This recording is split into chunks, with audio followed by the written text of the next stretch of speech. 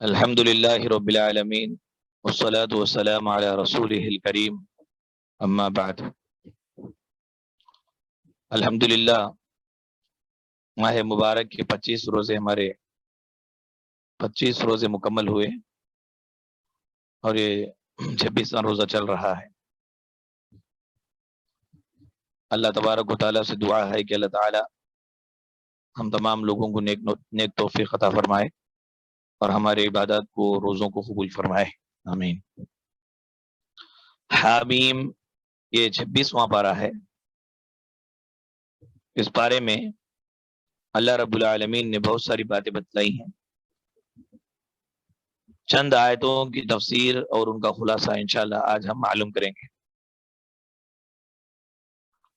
اس پارے کی شروعات میں اللہ رب العالمین نے فرمایا قُلْ مَا كُنْتُ بِدْعًا مِّنَ الرُّسُلِ وَمَا أَدْرِي مَا يُفْعَلُ بِي وَلَا بِكُمْ۔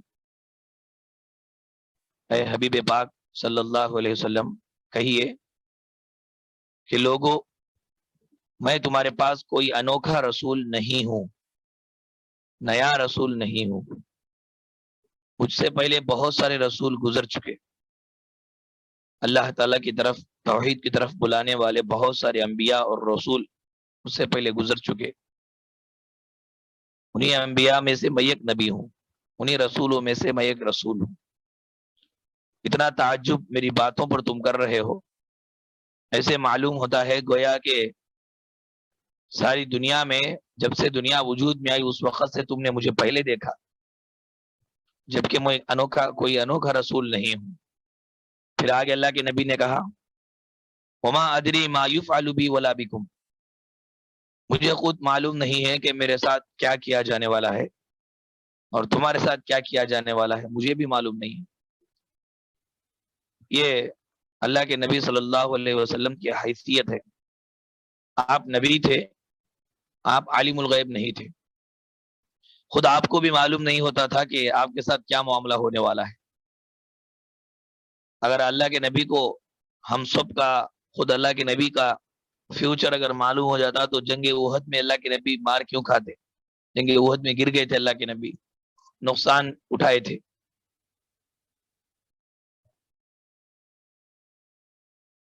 اس آیت کریمہ سے ان لوگوں کو نصیحت حاصل کرنی ہے جو کہتے ہیں کہ ہم بھوشیہ جانتے ہیں، بھوشیوانی بیان کرتے ہیں لوگوں کی۔ بعض لوگوں کو آپ نے دیکھا ہوگا کہ طوطا وغیرہ رکھ لے کر پلیٹ فارموں پر بیٹھ جاتے ہیں اور آنے جانے والوں سے ان کی بھوشیوانی بیان کرنے لگتے ہیں۔ اگر وہ حقیقت میں بھوشیوانی بیان کرنے والے ہوتے تو ان کے بھوش میں کیا ہوتا ہے ان کو معلوم کر لیتے۔ 2 روپیوں کے لیے یہ پلیٹ فارم کے پاس طوطا لے کر کیوں بیٹھتے؟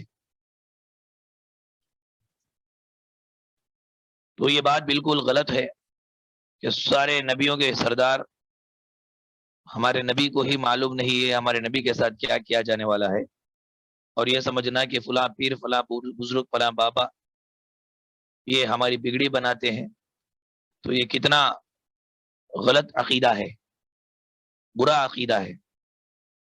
مفسرین اس آیت کریمہ کی تفسیر میں ایک اہم بات بتاتے ہیں، وہ سارے طالبات کے لیے اور علوم دینیہ حاصل کرنے والے بچوں اور بچیوں کے لیے ہے۔ یہ فرماتے ہیں کہ نوح علیہ السلام سے پوچھا گیا تو ایک مرتبہ نوح علیہ السلام نے کہا وما علمی بما كانوا يعملون، یہ جو لوگ کر رہے ہیں مجھے معلوم نہیں ہے ان کے ساتھ کیا کیا جانے والا ہے، کافروں کے ساتھ۔ اور حضرت موسیٰ علیہ السلام سے جب پوچھا گیا کہ قیامت کب آئے گی تو موسیٰ علیہ السلام نے کہا قال علمها عند ربی فی کتاب، قیامت کا علم تو میرے رب کے پاس ہے، مجھے معلوم نہیں ہے۔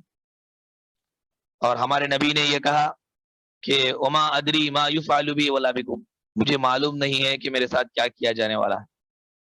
مفسرین یہ 3 آیتوں کو سامنے رکھ کر کہتے ہیں کہ کوئی مسئلہ دین کا آپ کو معلوم نہ ہو تو لا ادری کہنے سے آپ کی قدر گھٹتی نہیں ہے۔ لا ادری کہنا آپ کی قدر کو گھٹانے والا نہیں ہے۔ انبیاء نے لا ادری کہا، خود ہمارے نبی نے کئی موقع پر جب سوال کیا گیا تو مجھے معلوم نہیں، وہی کا انتظار کرو بولے۔ غلط سلط جو بھی ہو اسی مجلس کے اندر بات بول دینا، یہ اہل ایمان اور اہل علم کا شیوا نہیں ہے، بلکہ لادری کہنا یہ نصف العلم ہے. جو جانتا ہے وہی لادری کہے گا. لادری کہہ رہا ہے مجھے معلوم نہیں ہے، کا مطلب یہ ہے کہ اس کو معلوم ہے کہ اس کو معلوم نہیں. اس کو یہ بات معلوم ہے کہ اس کو معلوم نہیں ہے، تبھی تو وہ معلوم نہیں ہے بول رہا ہے.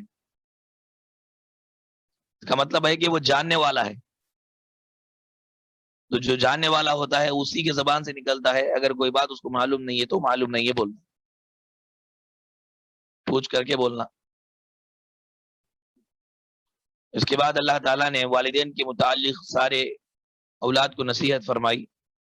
وَوَصَّيْنَا الْإِنسَانَ بِوَالِدَيْهِ، والدین کے تعلق سے ہم نے انسان کو وصیت کی، تاکیدی حکم دیا فرما برداری کرنے کا. کیوں؟ حملتہ امہ وہنا علی وہن، یا حملتہ امہ کرہا ووضعتہ کرہا وحملہ وفصالہ 30 شہرا.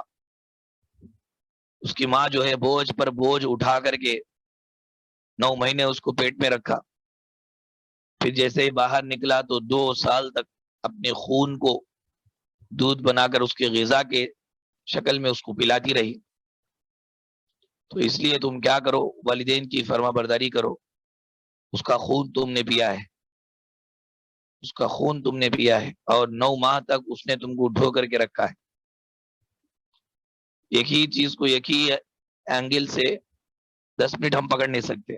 گچے کے وہ 1 کلو کی 2 کلو کی چیز ہی کیوں نہ ہو، ایسا آج پکڑ کے رکھو بولے بھاری ہو جاتی ہمارے لیے. لیکن ماں نے اس کو 9 مہینے تک پیٹ میں رکھا ایک ہی اینگل میں. مفسرین کہتے ہیں کہ اللہ تعالیٰ کا یہ سارے کا سارا کرم ہی ہے کہ اللہ نے ماؤں کے دلوں میں متضاد جذبات کو ڈال دیا ہے. متضاد جذبات کس کو کہتے ہیں؟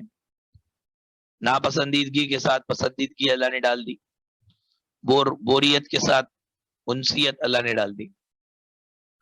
ناپسندیدگی 9 مہینے پیٹ میں رکھنا یہ ناپسندیدہ ہے، مشکل ہے، لیکن پھر بھی ماں بچے کو، اس نے اپنے اولاد کو دیکھا نہیں، پھر بھی جتن پڑتی ہے، حفاظت کرتی ہے، شوق سے اس کو برداشت کرتی ہے.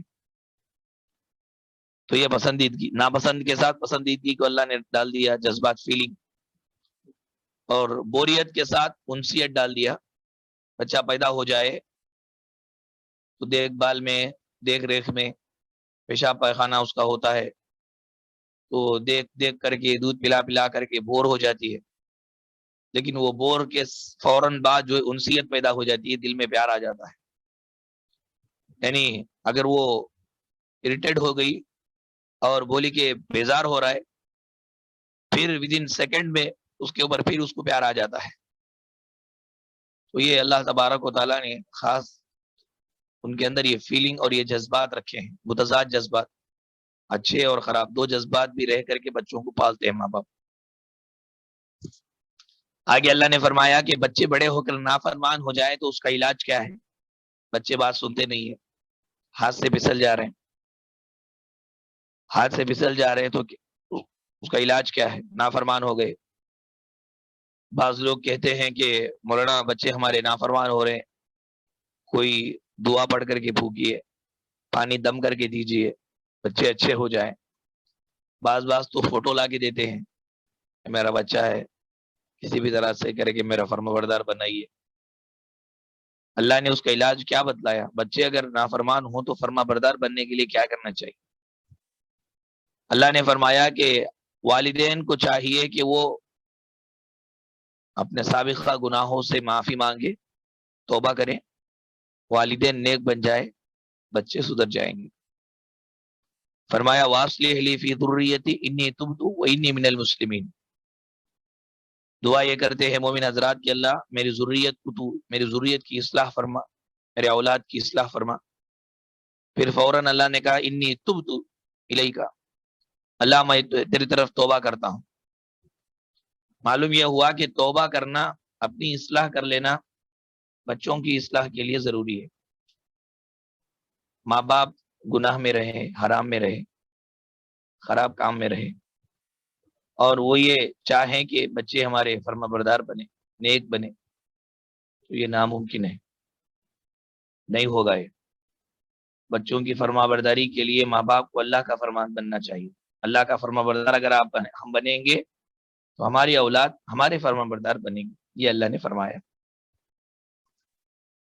مفسرین کہتے ہیں کہ جو آدمی اپنے بچوں کی اصلاح چاہتا ہو اسے چاہیے کہ وہ گناہ سے توبہ کرے، کیونکہ اللہ تعالیٰ نے یہاں پر بچوں کی اصلاح کے تذکرے کے فوراً بعد گناہوں سے توبے کا تذکرہ فرمایا ہے۔ قوم عاد کا بیان ہوا اس پارے میں، 26ویں پارے میں۔ اللہ نے ان کو عذاب کیسے دیا؟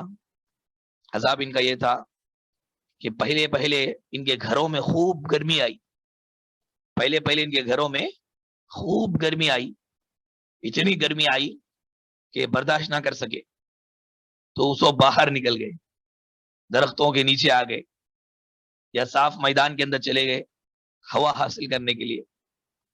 جیسے ہی انہوں نے گھر کو چھوڑا باہر نکلے تو ایک بادل آیا اوپر سے، بادل کو انہوں نے دیکھا تو خوش ہو گئے۔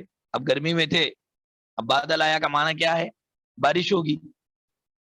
تو کہنے لگے قالوا ھذا عارض ممطرنا، یہ تو برسنے والا بادل ہے، یہ تو برسنے والا بادل ہے۔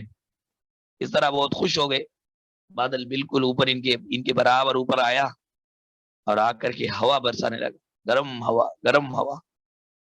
تقریباً 8 دن تک یہ ہوا برستی رہی، خوب ہوا آئی۔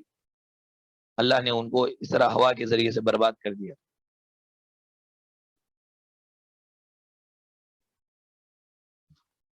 مفسرین کہتے ہیں کہ دیکھو اللہ تبارک و تعالیٰ کی قدرت، اللہ ہر چیز پر قادر ہے۔ بادل کا آنا یہ لوگوں کے لیے خیر کا باعث تھا، بھلائی کا باعث تھا، اچھائی کا باعث تھا، لیکن انہی خیر کے بادل میں اللہ نے شر کو نکالا، عذاب دے دیا۔ اور وہاں دیکھو موسیٰ علیہ السلام سمندر کے سامنے آ گئے تھے، تو سمندر سامنے اندر نہیں جا سکتے، پیچھے فرعون کا لشکر، وہاں شر نظر آ رہا تھا، برائی نظر آ رہی تھی، تو اللہ برائی سے بھلائی کو نکال دیے، سمندر میں راستہ بنا دیے۔ اور یہاں اللہ تعالیٰ بھلائی سے برائی کو نکالے کہ جو بادل برسنے والا بادل تھا اس نے انگار گرم ہوا برسائی، جس کی وجہ سے قوم ہلاک ہو گئی۔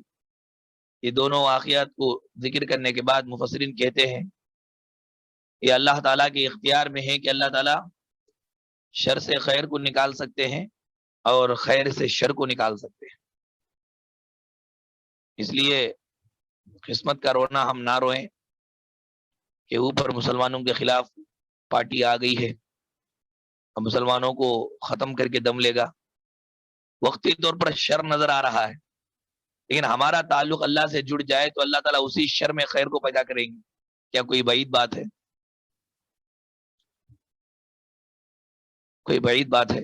اللہ تعالیٰ اسی شر سے خیر کو نکالیں گے۔ ہم یہ سمجھتے ہیں کہ شر آ چکا ہے، اوپر برائی ہے، بھلائی نہیں ہے مسلمانوں کے لیے۔ تو یہاں اللہ تعالیٰ نے یہ میسج دیا کہ جس پروردگار اتنی قدرت والا ہے کہ وہ شر سے خیر کو بھی نکالنا جانتا ہے، تو بس اللہ تعالیٰ سے ہمارا تعلق مضبوط رہے۔ اس کے بعد اللہ نے فرمایا کہ یہ عاد الذین مکناہم، یعنی اتنے زیادہ ان کو ہم نے زمین میں جما دیا تھا جتنا اے کفار مکہ تم بھی نہیں جمے تھے، زمین کے اندر یہ جم گئے تھے۔ کون؟ قوم عاد جم گئے تھے زمین میں، بڑی ترقی انہوں نے کی تھی، بڑے طاقت۔ ابھی غیر سزاب آیا اللہ کا، اب آپ جتنا بھی جتن پڑھو، جتنا بھی احتیاط کرو، اگر اللہ تعالیٰ وہ اس کے ذریعے سے آپ کو ہم کو ہلاک کرنا مقصود ہے تو کتنے ڈاکٹر بھی ہم کو کچھ کام نہیں کر سکتے، کتنی احتیاطی تدبیر بھی ہماری کچھ کام نہیں آئیں گی۔ ایسا اللہ اگر کسی کو سزا دینا چاہے تو مادی ترقی کوئی معنی نہیں رکھتی ہے کہ اس سے بچ کر کے اللہ کے عذاب سے ہم بچ سکتے ہوں، ہرگز نہیں بچ سکتے۔ اس کے بعد ایک واقعہ ہمارے نبی صلی اللہ علیہ وسلم کا، مکے کے لوگ جب دعوت قبول نہیں کر رہے تھے تو اس نیت سے اللہ کے نبی طائف گئے کہ ہو سکتا ہے طائف میں میری بات لوگ مان لیں، لیکن طائف کے لوگوں نے کیا کیا؟ ہمارے نبی کی قدر کو نہیں پہچانا، دعوت کو قبول کر کے اپنی آخرت بنانے کے الٹا دشمن ہو گئے ہمارے نبی کے، اوباش اور بدمعاش قسم کے لوگوں کو ہمارے نبی کے پیچھے لگا دیا، یہ لوگ مار مار کر کے نبی کو زخمی کر دیے، یہاں تک کہ ہمارے نبی بے ہوش ہو گئے۔ حضرت زید رضی اللہ تعالیٰ عنہ ایک باغ میں لے کے گئے، کچھ ہوش آیا تو دیکھا کہ کوئی آدمی اسلام قبول کرنے والا نہیں ہے، فرشتے آ کر کے اللہ کے نبی کو بددعا کرنے کے لیے کہے، نبی نے اس موقع پر دعا دی، واپس آ رہے تھے مایوس ہو کر، مایوس اس بات سے ہوئے تھے کہ نبی کی بات کو کسی نے نہیں سنا، تو اللہ تبارک و تعالیٰ نے نبی کو تسلی دی کہ یہ انسان اگر آپ کی بات کو نہیں مانے تو کیا ہوا، یہ ناری مخلوق کو ہم پھیر دیتے ہیں آپ کی طرف، وہ آپ کی بات کو سنیں گی۔ واپسی میں وادی نخلا بول کر کے ایک وادی تھی، وہ وادی میں نماز فجر کا وقت ہوا تو نبی صلی اللہ علیہ وسلم قرآن پاک کی تلاوت کر رہے تھے، تو جنوں کی ایک جماعت کو اللہ نے ادھر پھیرا، ادھر جا رہی تھی وہ، ادھر پھیرا، جنوں کی جماعت نے نبی صلی اللہ علیہ وسلم سے قرآن کو سنا، جیسے انہوں نے قرآن کو سنا ایمان لائے اور فوراً اپنے گاؤں والوں اپنے قوم کے اندر گئے، لوگوں کو دعوت دینا شروع کی۔ تو واقعی اللہ نے یہاں پر فرمایا وَإِذْ صَرَفْنَا إِلَيْكَ نَفَرٌ مِّنَ الْجِنِّ يَسْتَمِعُونَ الْقُرْآنَ فَلَمَّا حَضَرُوهُ قَالُوا أَنصِتُوا، یہ ساری آیت، پوری آیت کہ جنہوں کو اللہ نے پھیرا ان کی طرف، محمد صلی اللہ علیہ وسلم کی طرف، انہوں نے قرآن کو سنا، ایمان لائے اور قوم کے اندر جا کر دعوت دینے والے بن گئے۔ دو باتیں یہاں پہ معلوم کریں گے، جنہوں نے ایک مجلس بیٹھی نبی کریم صلی اللہ علیہ وسلم کے ساتھ قرآن سنا، صرف انہوں نے قرآن پاک کی ایک مجلس سنی تو قرآن پاک کی ایک مجلس نے ان کے دلوں کی دنیا بدل دی، ایک بیٹھک ہوئی تھی قرآن کی تو قرآن نے ان کے دلوں کی دنیا بدل دی، سارے رسوم و رواج چھوڑ دیے، اسلام لا لیے، دعوت کے جذبے سے نکل کر چلے گئے، قوم کے لوگوں کو ڈرانا شروع کر دیا۔ آپ بولیں کہ قرآن کی ایک بیٹھک نے جنوں کی دلوں کی دنیا بدل دی ہے، تو آج مسلمان کتنے بیٹھک بیٹھتے ہیں قرآن کے، اور کیا یہ قرآن کی بیٹھک نے جس طرح جنوں کی دلوں کی دنیا بدلی ہمارے اندر کچھ تبدیلی لایا؟ اگر ہمارے اندر تبدیلی نہیں لایا ہے تو پھر انسان سے جن بہتر ہوئے، کیونکہ ایک مرتبہ انہوں نے سنا تو ہدایت پا گئے۔ اب تو قرآن کی کئی مجلسوں کے اندر ہم بیٹھتے ہیں، لیکن نفس سے چھٹکارے کا وقت ہی ہمیں نہیں ملتا، اللہ کی نافرمانی کے اندر ہی زیادہ ہم وقت گزارتے ہیں۔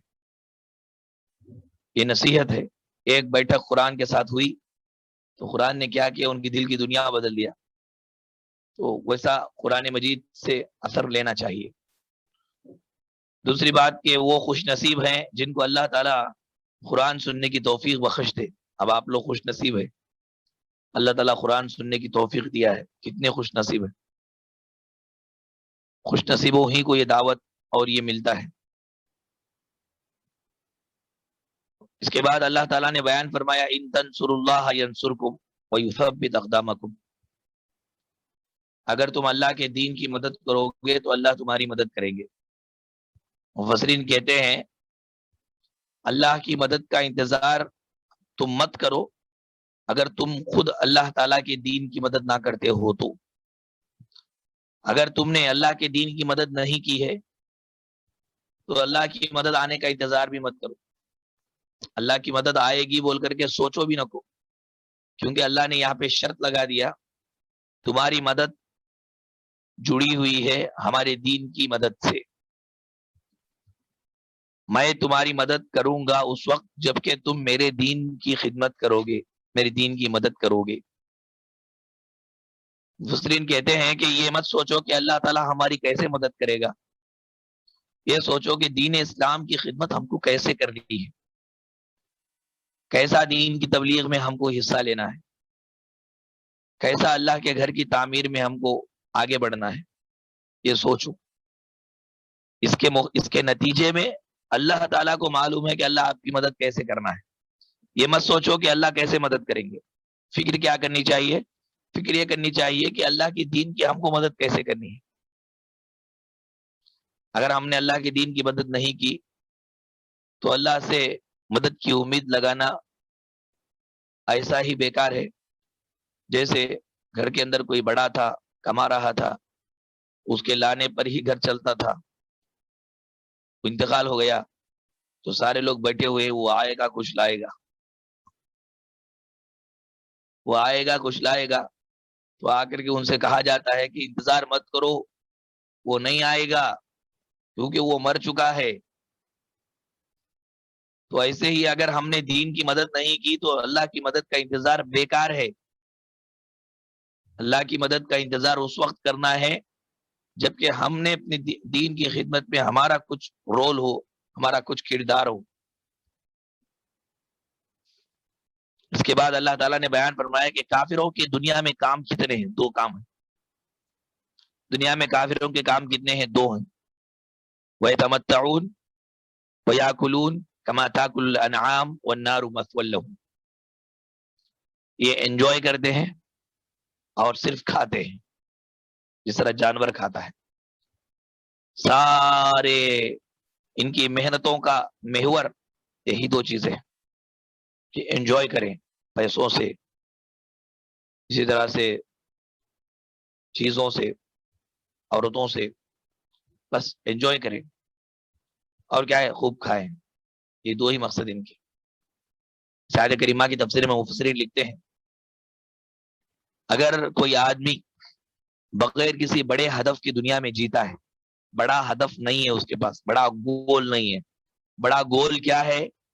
جنت کو کمانا بڑا گول ہے، اللہ کو راضی کرنا بڑا گول ہے۔ وَرِضْوَانٌ مِّنَ اللَّهِ اکبر، اللہ کو راضی کرنا یہ انسان کا، ایک مسلمان کا بڑا گول ہے۔ تو بغیر بڑے ہدف کے انسان دنیا میں جیتا ہے تو اس انسان میں اور جانور میں کوئی فرق نہیں ہے، صرف ایک ہی فرق ہے، وہ فرق یہ ہے کہ یہ انسان بولتا ہے، وہ جانور بولتا نہیں ہے، بس اتنا ہی فرق ہے۔ بغیر کسی بڑے ہدف کے انسان دنیا میں جیے، کوئی ہدف نہیں ہے اس کا، جنت کو کمانا، آخرت میں کامیابی حاصل کرنا، اللہ کو راضی کرنا کا کوئی ہدف نہیں ہے دنیا میں جینے کا، وہ ایک جانور ہے، بس اللہ نے اس کو زبان دی، اس کو زبان نہیں دی۔ اس کے بعد اللہ نے فرمایا کہ رشتہ داری کون توڑتا ہے؟ رشتہ داری وہ توڑتا ہے جو قرآن کو سمجھتا نہیں ہے۔ قرآن کو جو نہ سمجھے وہی رشتہ داری کو توڑتے ہیں۔ پھر آگے قرآن کے بارے میں اللہ نے کہا افلا يتدبرون القرآن ام على قلوب اقفالها، کیا یہ لوگ قرآن میں غور نہیں کرتے یا ان کے دلوں پہ تالے پڑے ہوئے ہیں؟ اس آیت کریمہ میں اللہ نے بتلایا کہ ہمارے دل کے بھی قفل ہوتے ہیں، یہ ہمارے عام قفلوں کے جیسا نہیں۔ دل کے قفل کیسے ہے معلوم نہیں، کتنی تعجب کی بات ہے، دیکھیے کہ دل کے قفل کیسے ہے معلوم نہیں، لیکن اس کی چابی معلوم ہے۔ چابی کون سی ہے؟ قرآن کریم چابی ہے۔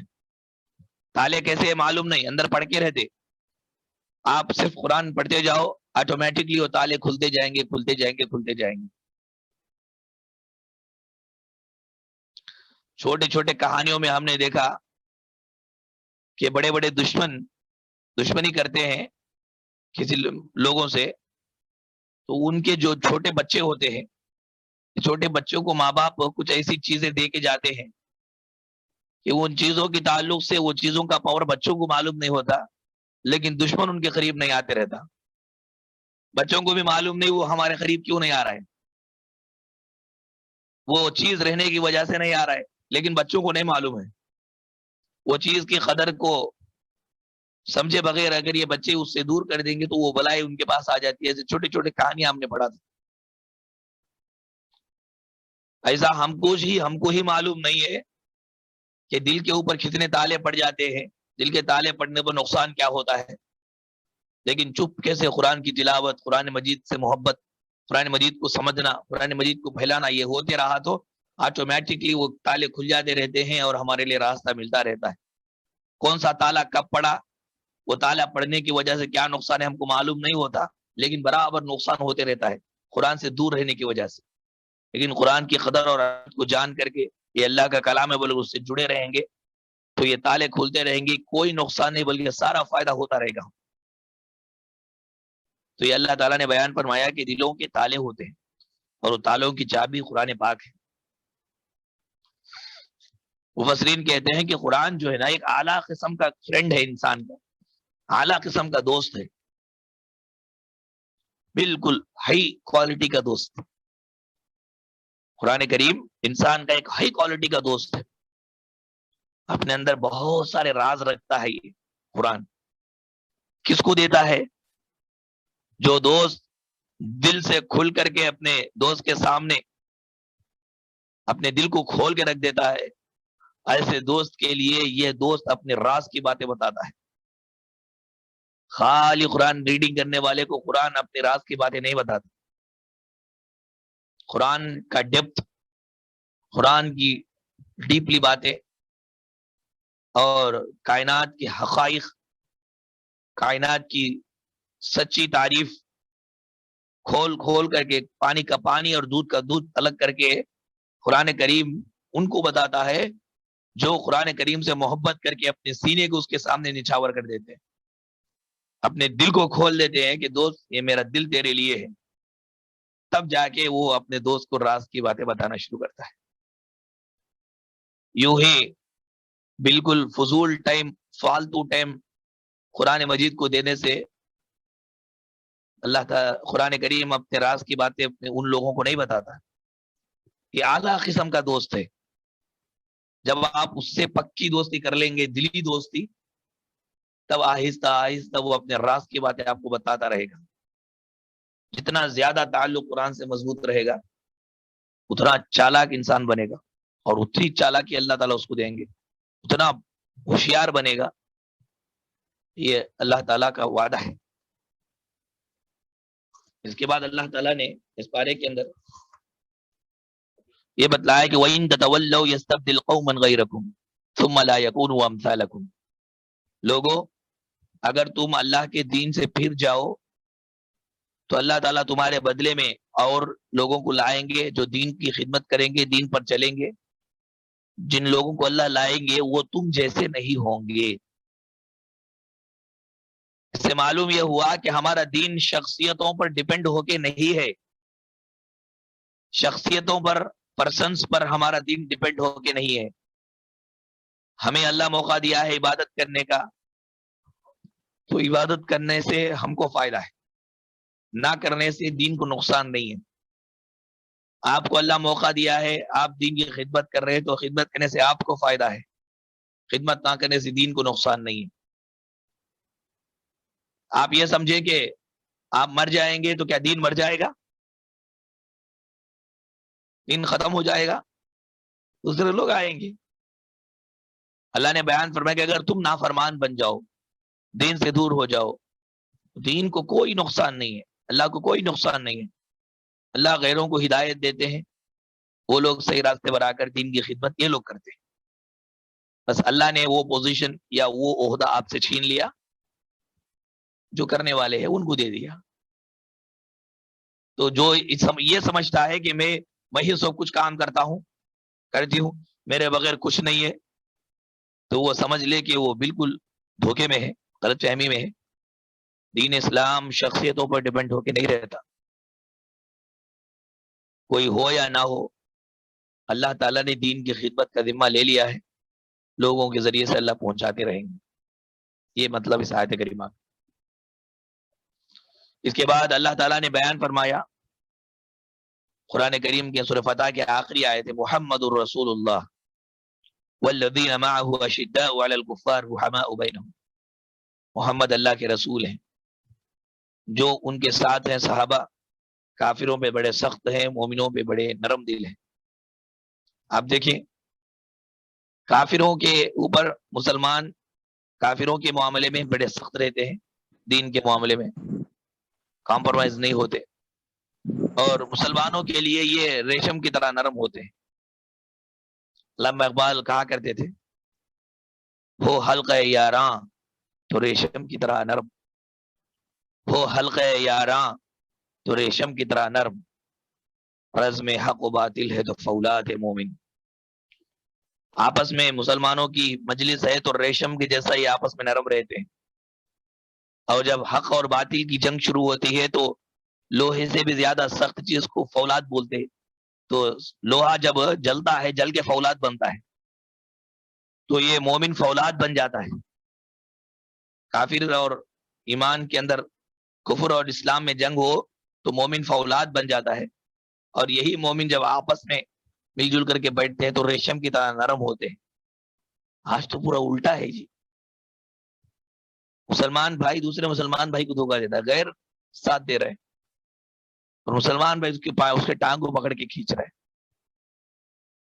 بالکل قرآن مجید کی آیت کریمہ کی تفسیر آج مسلمان بالکل الٹی کر رہے ہیں۔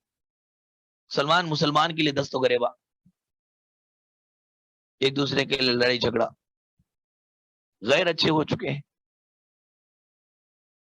جبکہ مسلمانوں کی صفت بتلائی گئی رحماء بینہم، آپس میں بہت رحم دل ہوتے ہیں یہ، اور کافروں پر بڑے سخت ہوتے ہیں۔ محمد الرسول اللہ کا بھی ایک عجیب واقعہ ہے۔ صلح حدیبیہ کے موقع پر حضرت علی رضی اللہ تعالیٰ عنہ لکھ رہے تھے صلح نامہ، تو لکھ کر کے پورا ہو گیا، پڑھ رہے تھے، ادھر ادھر صلح ہو چکی تھی نا، تو کیا لکھے حضرت علی رضی اللہ تعالیٰ عنہ، محمد الرسول اللہ، اللہ کے رسول کی، محمد اللہ کے رسول کی طرف سے یہ لیٹر لکھا جا رہا ہے۔ تو مشرکوں نے آبجیکشن کیا، کافروں نے وہاں پہ اعتراض کیا، کہنے لگے کہ اگر محمد کو رسول اگر ہم مان لیں تو یہ ساری پریشانیاں، یہ جھگڑے کیوں؟ محمد کو ہم رسول نہیں مانتے، اس لیے وہاں پہ محمد بن عبداللہ لکھو، ایسا بولے۔ تو اللہ کے رسول صلی اللہ علیہ وسلم نے حضرت علی سے کہا کہ علی، محمد رسول اللہ میں رسول اللہ نکالو اور عبداللہ لکھو۔ تو علی رضی اللہ تعالیٰ عنہ نے کہا کہ یا رسول اللہ، یہ مجھ سے نہیں ہو سکتا، میں نہیں کر سکتا۔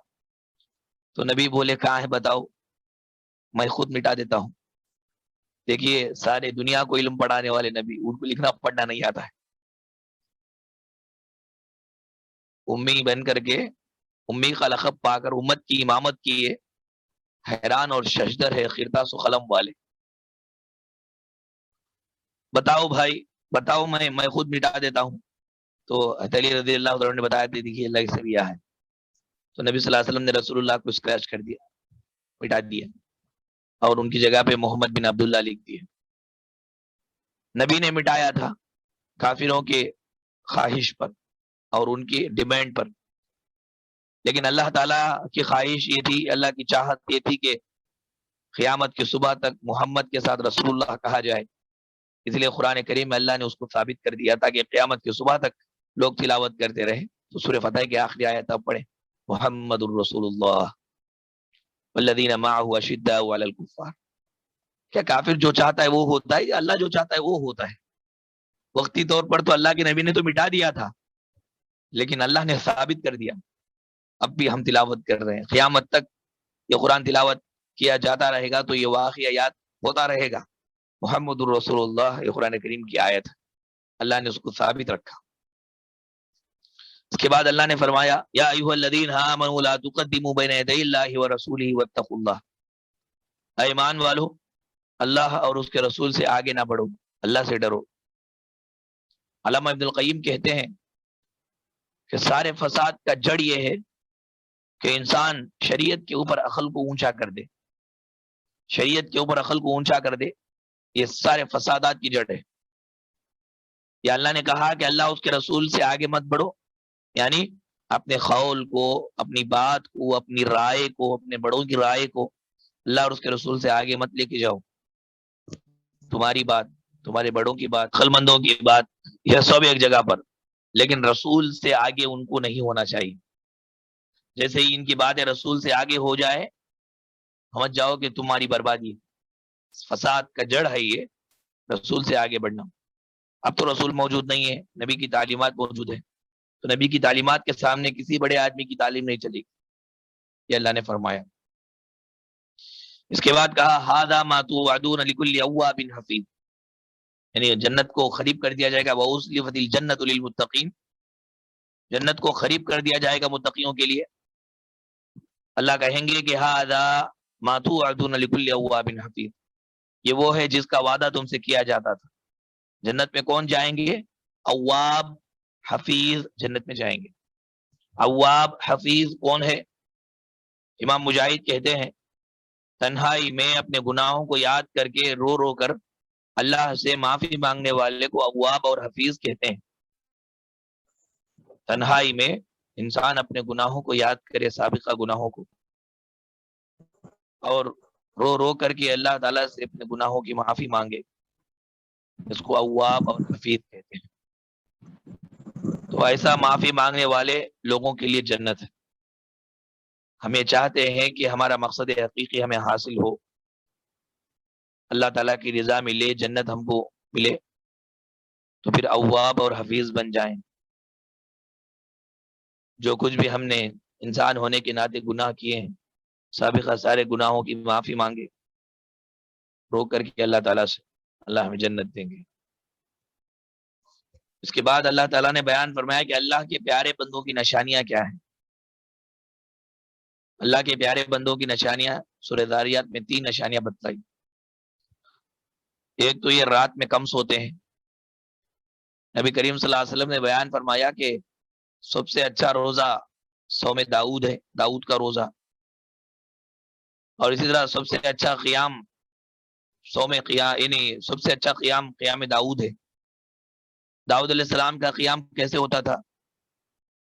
وہی 6 گھنٹے رات کی مان لیجئے، 6 گھنٹوں میں 3 گھنٹے سوتے تھے، بقیہ 3 گھنٹوں میں 1.5 گھنٹہ عبادت کرتے تھے، 2 گھنٹے عبادت کرتے تھے، پھر 1 گھنٹہ سوتے تھے۔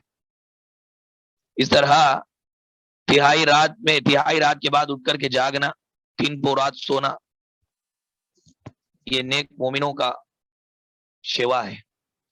اللہ تعالیٰ نے بیان فرمایا کہ اللہ کے پیارے بندوں کی نشانی یہ ہے کہ وہ رات میں کم سوتے ہیں۔ کانوا قلیلا من اللیل ما یہجعون، رات میں بہت کم سوتے ہیں۔ اللہ کے پیارے بندے اللہ سے پیار کرتے ہیں۔ دوسرا یہ کہ سحر کے وقت دعا کرتے ہیں۔ سحر کے وقت اللہ تعالیٰ آسمانی دنیا پہ نازل فرماتے ہیں، نزول کرتے ہیں، تب دعائیں مانگتے رہتے ہیں سحر کے وقت۔ وبالاسحار هم یستغفرون، صبح کے وقت یعنی فجر کا وقت شروع ہونے سے پہلے یہ اللہ تعالیٰ سے دعائیں مانگتے ہیں اٹھ کر کے۔ اور تیسرا یہ کہ جو اللہ نے ان کو دیا اس میں سے یہ خرچ کرتے ہیں۔ محبت کے لیے خرچ ضروری ہے، یہ دنیا کا اصول ہے۔ جس کے لیے آپ محبت کریں اس کے اوپر اگر آپ نے پیسہ نہیں خرچ کیا، اس کے لیے قربانی نہیں کی، تو یہ محبت آپ کی معنوی طور پر صحیح محبت نہیں ہے۔ محبت کے لیے خرچ ضروری ہے۔ قرآن کریم میں اللہ نے کہا لن تنالوا البر حتى تنفقوا مما تحبون، بر کی حقیقت کو تم اسی وقت پہنچ سکو گے جبکہ تم جس سے محبت کرتے ہو وہ چیز تم اللہ کے راستے میں دو۔ سورہ دہر میں اللہ نے مومنوں کی صفات بتلائی کہ وَيُطْعِمُونَ الطَّعَامَ عَلَى حُبِّهِ مِسْكِينًا وَيَتِيمًا وَأَسِيرًا، کہ مومن بندے اللہ کی محبت میں خرچ کرتے ہیں، مسکینوں کو، اسیروں کو، قیدیوں کو کھانا کھلاتے ہیں، پھر کہتے ہیں انما نطعمکم لوجہ اللہ لا نرید منکم جزاء ولا شکورا، ہم تو یہ اللہ کے لیے کھلاتے ہیں۔ تو جس سے آدمی محبت کرتا ہے، محبت کا ثبوت کیا ہے؟ زبانی دعویٰ نہیں بلکہ جیب سے خرچ کرنا، یہ محبت کا ثبوت ہے۔ تو محبت کے ثبوت کے لیے اللہ تعالیٰ سے پیار ہے بندوں کو، تو بندے کو چاہیے کہ وہ رات میں اٹھے، بندے کو چاہیے کہ وہ سحر کے وقت دعا کرے، بندے کو چاہیے کہ وہ اللہ کے راستے میں خرچ کرے۔ تو یہ 26ویں پارے کا مختصر خلاصہ تھا۔ اللہ تعالیٰ سے دعا ہے کہ اللہ تعالیٰ ہم تمام لوگوں کو قرآن مجید پڑھ کر سمجھ کر اس پر عمل کرنے کی توفیق عطا فرمائے۔ اللہ تعالیٰ جب تک دنیا کے اندر ہمیں زندہ رکھے، ایمان اور اسلام کی حالت میں زندہ رکھے، جب خاتمہ ہو تو بالخیر ہو۔ اللہ تعالیٰ ہمارے روزوں کو، عبادتوں کو قبول فرمائے۔ اللہ تعالیٰ یہ سارے وبائی امراض سے ہم سب کی حفاظت فرمائے۔ اللہ جو لوگ اس میں مبتلا ہوئے ہیں، ملوث ہوئے ہیں، اللہ تعالیٰ ان کو شفاء کلی نصیب فرمائے۔ اللہ ہمارے بچوں کو، عورتوں کو، سب کو ان وبائی امراض سے حفاظت فرمائے، اور دنیا میں اللہ ہمیں جب تک زندہ رکھے دین اسلام پر زندہ رکھے، اسلام ہی پر خاتمہ ہو، دین کی خدمت کر کے اللہ کی مدد حاصل کرنے کی اللہ میں توفیق عطا فرمائے، آمین۔ وآخر دعوانا ان الحمد للہ رب العالمین، سبحانک اللہم و بحمدک، اشہد ان لا الہ الا انت، استغفرک و اتوب الیک۔